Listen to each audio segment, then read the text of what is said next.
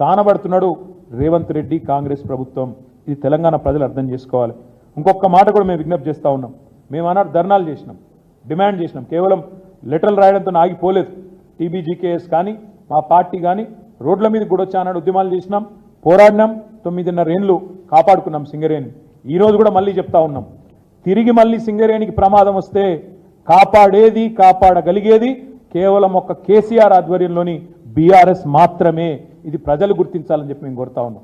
తెలంగాణకు రక్షణ కవచం, తెలంగాణ ప్రయోజనాలకు శ్రీరామ రక్ష ఎన్నటికైనా మరి బీఆర్ఎస్ పార్టీ మాత్రమే అనే మాట నేను విజ్ఞప్తి చేస్తూ మరి చివరిగా నేను ఒకటే పాయింట్ చెప్తా ఉన్నా. ఇవాళ సొంత గనుల్లో అంటే మన రాష్ట్రంలో ఉన్న బొగ్గు గనుల్లో బొగ్గు దవ్వుకునే హక్కును నిరాకరించడం అనేది దుర్మార్గమా కాదా ఒక్కసారి రాష్ట్ర ప్రజలు కూడా ఆలోచించాలా. ఈ రెండు జాతీయ పార్టీల డొల్ల వైఖరిని కూడా అర్థం చేసుకోవాలని చెప్పి కూడా నేను కోరుతూ మరి సింగరేణిని నిర్వీర్యం చేసి బొగ్గు గనులను కార్పొరేట్ గద్దలకు కట్టబెట్టే ఈ ప్రయత్నాలను మేము తీవ్రంగా నిరసిస్తూ రెండు జాతీయ పార్టీల వైఖరిని కూడా తీవ్రంగా తప్పుపడుతూ ఈ నిర్ణయాన్ని ఉపసంహరించుకోవాలని చెప్తా ఉన్నాం. చివరిగా నేను ఒకటే ఒక్క మాట చెప్తా ఉన్నాను, తప్పకుండా 4.5 ఏళ్ల తర్వాత మళ్ళీ మా గవర్నమెంటే వస్తుంది. మరి ఈరోజు ఎవరైనా తొందరపడి ప్రైవేటు వాళ్ళు వచ్చి ఆ బొగ్గు గనుల వేలాల్లో పాల్గొంటే వాళ్ళకి నేను ఇప్పుడే చెప్తా ఉన్నా, మమ్మల్ని తర్వాత తప్పు పట్టకండి. మళ్ళా మా ప్రభుత్వం 2028లో వస్తుంది.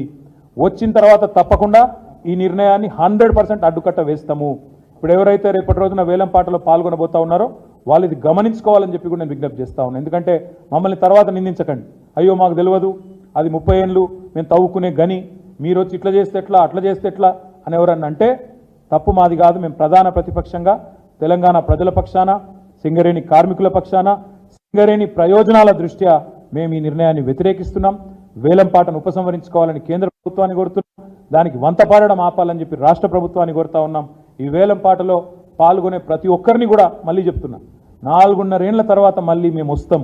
వచ్చిన తర్వాత ఈ నిర్ణయాన్ని తప్పకుండా 100% అడ్డుకట్ట వేస్తాం. అందులో ఎవరికి అనుమానం కూడా అవసరం లేదు. ఎందుకంటే మాకు రాష్ట్ర ప్రయోజనాలు ముఖ్యం, జాతి ప్రయోజనాలు ముఖ్యం.